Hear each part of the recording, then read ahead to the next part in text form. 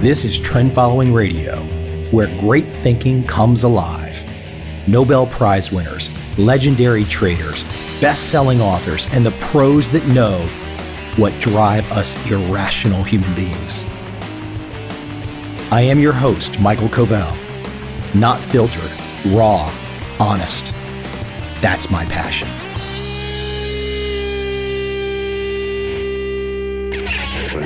Just spent 4 days in China.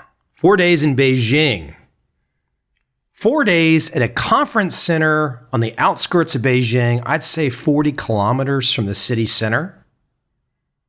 I was hired, or shall I say, somebody was kind enough to give me some money to come give a presentation on trend following trading. I did not know what I was walking into. I just went.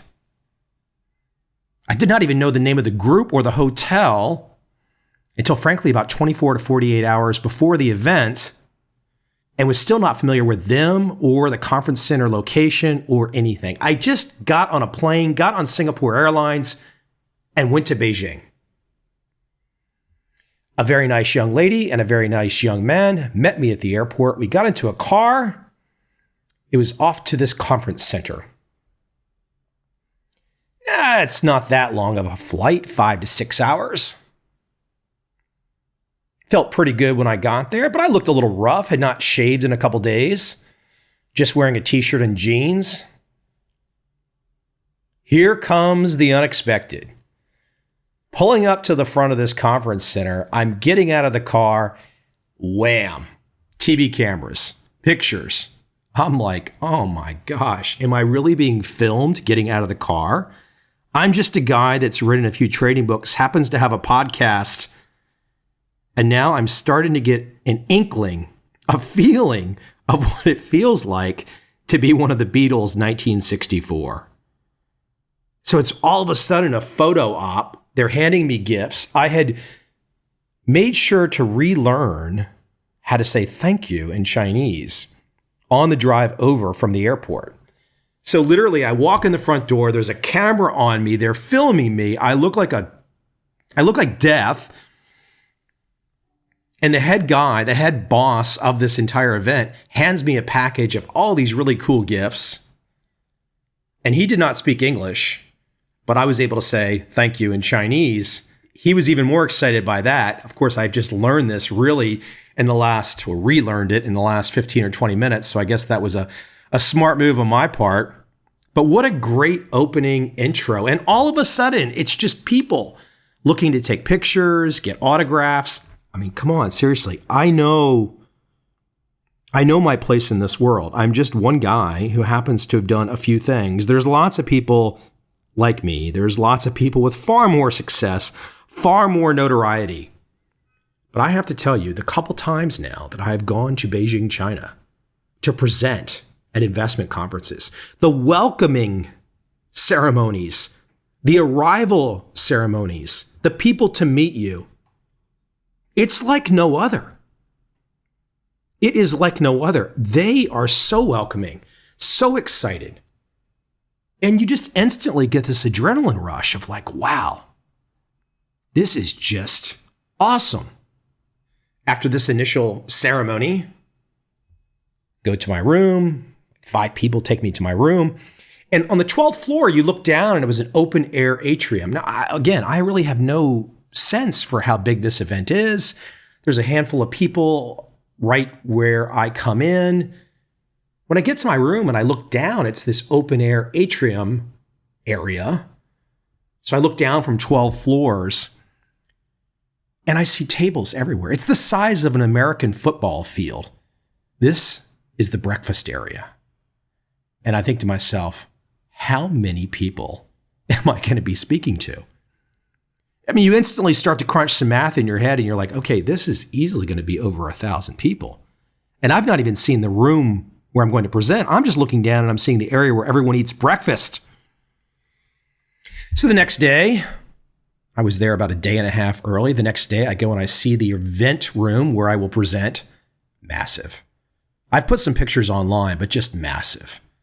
When you put over 1,000 people in one room with no obstructions, It's just a big feeling. And you instantly get that feel of scale in China. That everything has to be big. There has to be so much accommodation for the size and scope of everything. You really can't write about it. I mean, maybe I can talk about it. I'm trying to talk about it in this podcast, but it hits you in the solar plexus. You just keep saying in your head, scale, scale, scale. The scale is massive. After I had a chance to see the event room, I sat through some presentations, and then I went to a lunch. Very nice lunch. Now, let me give one tip, because a lot of people have asked me about traveling to so-called Asia, which is kind of a silly type question because Asia is actually more than one country for those of you that don't know. And I actually think some people don't know. Try not to describe Asia as Asia. Try and do your homework and get it down to the country level at least. More specifically, get it to the city level. You will definitely be doing yourself a favor. To go to China, though, it makes sense to do some homework about eating. You definitely need to be able to use chopsticks.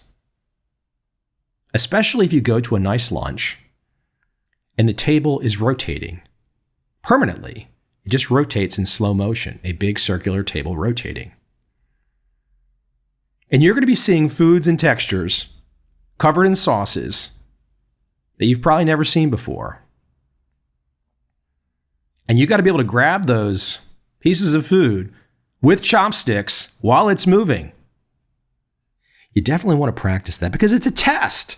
It's really a test to see, hey, can the white guy, can this guy Covel, can he pick up his food and eat with us normally? Or is he going to go ahead and ask for a fork? I've been practicing for a long time, so I don't fail that test. But for those of you out there thinking about business in China, very specifically China, all around Asia, they might do the chopsticks test, so to speak. But in China, it's a really big deal. They definitely want to see if you can cut it. I sort of think that it'd be hard to do business with the Chinese if you can't use chopsticks. I'm being dead serious. You have to fit in. You have to show that you give a shit enough to know some basic customs. That's the first part of doing business in China. I had someone text me the other day. They said to me, hey, we would like to break our business into, quote, Asia. But we really don't want to go there until we know we can do business. Huh? If you want to do business in China, Japan, Vietnam, Indonesia, Singapore, you name it, you better get on a plane. And you better go there before you've ever cut a deal, because you're probably not going to cut a deal unless you get there, unless you make friends, unless you talk to people and get on the ground and exert some energy. They don't need you. You have to come and bring something to the table in these different cultures. Show that you're willing to extend yourself. You can't sit over in America and do a long distance phone call. It doesn't work that way. You might want to imagine it works that way, but that's not the way the world works. You got to go, man. You got to go make it happen. The thing I also can give advice about being at a lunch where there's translators, especially in China, ask questions of the hosts. Ask them about their backgrounds. For example, the individual that started the firm that I went to speak for, I did not know they had 1,000 employees, 200,000 clients, all providing trading software and trading classes to students, to retail investors across China. Now, I had a chance to meet Larry Williams in Beijing. So we were both standing there together when this conversation was going down with the CEO of this firm. And Larry was incredulous. Larry's like, hold on, you have 1,000 employees? You have 200,000 clients? Again, the scale is just immense, absolutely immense. And this was for a firm that Larry and I, neither of us were familiar with this firm. Now, I made one mistake at lunch. Maybe it wasn't a mistake, but I proceeded to tell the CEO of this firm about some of my adventuresome eating in Vietnam, mentioned my Cobra Heart eating, beating Cobra Heart eating. So our last night there, he went ahead and took us, Larry Williams included, to a traditional Beijing dinner. Some of the food was fabulous. Absolutely just fantastic food. I had some great food in China. I can say, though, the stomach, which I first thought was calamari, and the kidney, and I don't know what stomach and what kidney these were from, what animals they were from. I'm assuming pig, but I'm not sure. It got that mineral type flavor, this unusual, odd aftertaste. I mean, I can do it. It's kind of like desert island food. If you're on a desert island and you're going to die, can I eat the stomach of some animal? Can I eat the kidney of some animal? Sure, I can do it. It's not going to be what I'm going to reach for as the comfort food, so to speak. I'd like to describe now my experience in presenting. Presenting to 1,100 plus people. This audience was about 60% women. The way it works in China, the guys, and I'm just generalizing here, the guys make the money, then the women take the money and invest the money or control the money. Very much a team effort. So this conference, this event, this financial training event was probably 60% women. And I have to tell you, again, the Beatles, 1964, most of the women there were probably ages 40 to 70. I have never taken more pictures in my life. I know most people there did not know who I was. I know some of them did, for sure. Some of them had read my books, etc., etc. But the excitement that all these ladies, many of them grandmas half my size, wanted to get a picture was the cutest damn thing. I mean, it was so exciting to see all these people so excited. Again, just the experience of going to China and feeling that charm, that uniqueness, where they just want to connect. Of course, if I was to insert the thought here about the typical propaganda that you might see in major publications about how China and America are going to be at war soon enough, I start to wonder, how are we ever going to be at war when all of these people are so nice to me? They just want to get rich. They just want to make money. There's a McDonald's and a Starbucks everywhere.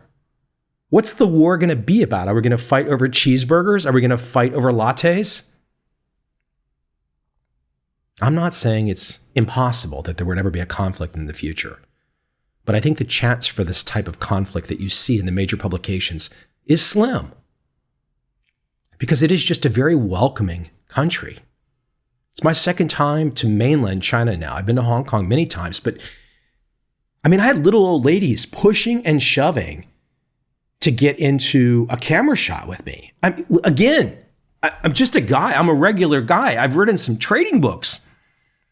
All of these people had traveled from around China to come to this event once a year. And there was only 2 Western speakers there, myself and Larry Williams. And they just want that memento. They want to show we connected. So I patiently took hundreds and hundreds of pictures. And I thought to myself, what else do I have to do? I mean, if somebody wants to take a picture, and just imagine yourself in the same situation as me. I've never had to do anything like that before. Maybe a handful of pictures in my life. But to all of a sudden be in an event where people treat you like a rock star. I hope you can feel this. I'm not trying to say I'm all that or I'm so important or anything. I'm just trying to paint a picture so you, the audience out there, can feel what I felt. I knew my presentation was going to be about 3 hours. So literally I'd be standing on stage, walking around for about 3 hours. About half of that would be translation time. So I talk for 30 seconds, they translate for 30 seconds. That's kind of the process, how it goes down. I was there for about a day and a half before my presentation. So I really had a chance to feel what the audience was going to be like. And with so many women, many of them housewives, really looking to learn and excited that I'm there to present, I thought that I would change my presentation a little. And the way that I started out my presentation, I went back and I found the picture of the flowers that I received coming to Beijing 2 years ago. When I went to Beijing 2 years ago, I was met at the airport at 5 a.m. on the red eye. Again, I looked like warmed over death. And this very nice lady met me at the airport at 5 a.m. and handed me a beautiful bouquet of flowers. First flowers I've ever received. So I had a picture of those flowers from 2 years ago. I made that the first slide of my presentation, the presentation that just took place right now, the one that I'm talking about in Beijing. So when I opened up my presentation, I retold the story of how when I had come to Beijing 2 years ago. Now, this is just a little bit of inside baseball about perhaps presenting and talking to people and making an impression, not trying to be fake or anything, but I just felt like that was a great way to tell all these people that are new people in my life now, the 1,100 people in the room, about my first experience coming to Beijing, because it was extremely welcoming, just like this current event was welcoming. But boy, they were excited. Once I told them the story and it was translated, 1,100 people start clapping. That's just a fun feeling. About 90 minutes into my presentation, the crowd starts getting restless. Now, if a crowd of 1,100 people starts getting restless, it's a little bit different than 50 people or 100 people. There's a certain largeness to it, a certain scale to it that's unusual. So 1,100 people, 90 minutes of my presentation start getting restless, talking amongst themselves, to the point where if I kept talking, I don't think they were going to hear me. And I'm like, okay, what is going on here? There was a small group in the audience from Kuala Lumpur, Malaysia, part of this organization based in Beijing. So the small group in the audience from Kuala Lumpur spoke perfect Mandarin and perfect English, and several of them had read my books. It was essentially mutiny. People in the audience did not like the translator for the first 90 minutes of my presentation. People in the audience knew that he was not translating accurately the information. So all of these people in the audience start talking amongst themselves. And it was almost like an overruling. The crowd literally put their foot down and demanded a new translator. One of the coolest damn things I've ever seen. A guy from Malaysia volunteered to be a translator. He had read my books. And another lady who was part of the host company that had me, who spoke really good English. The two of them then replaced the first translator. They went on the stage. I finished my presentation and everyone loved it. Now that is a cool damn experience. Let me tell you why. As we all know, in China, they have a communist form of government. The people don't vote. But what I saw in my experience, it made me really see how things are in China.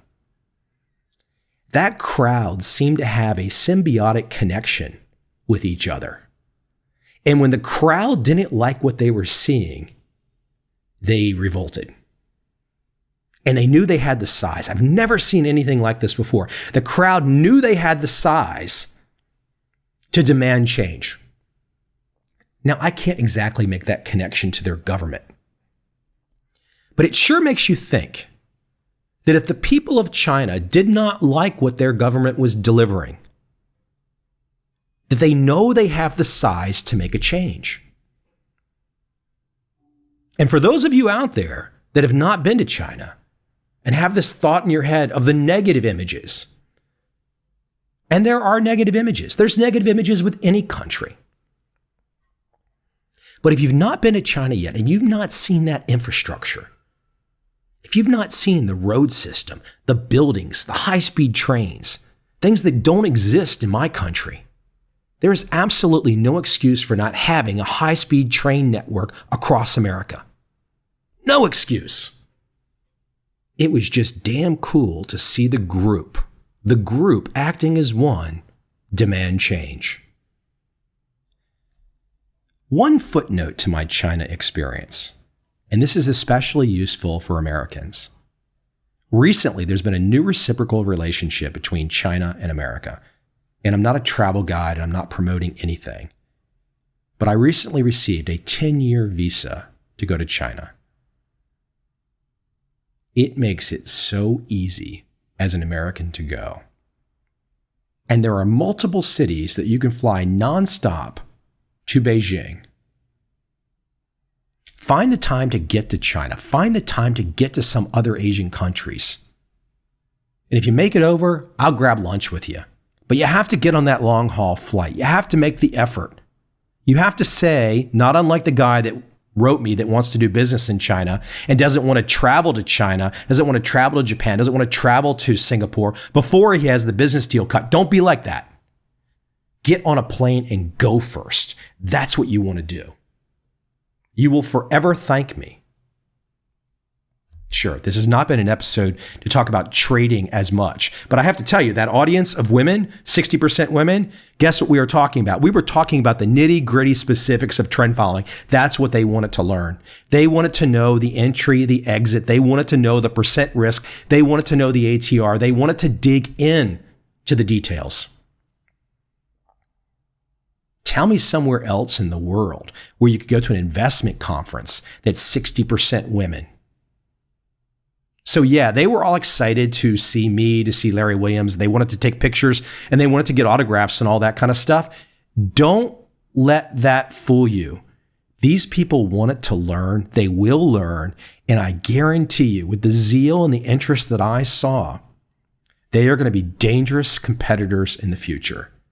Not dangerous in a military sense, but dangerous in the sense that they are out to win. They are playing for blood. They're trying to get rich. And from what I've seen, every time that I've been in mainland China, there's a lot of people getting rich. It's a great place to go if you think like a capitalist and you want to get rich. That's for damn sure.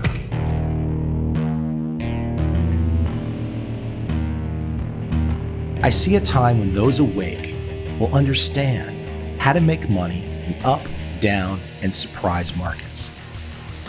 Whether new trader or experienced, college student or financial advisor, protecting against a crash or just trying to make a lot of money, trend following offers everyone an answer in uncertain times. To get started immediately, send me an email, michael@covel.com. I will send you the right trend following steps to take along with my free video. But if you want to buy and hold, trust the government and trust Wall Street, this is absolutely not for you.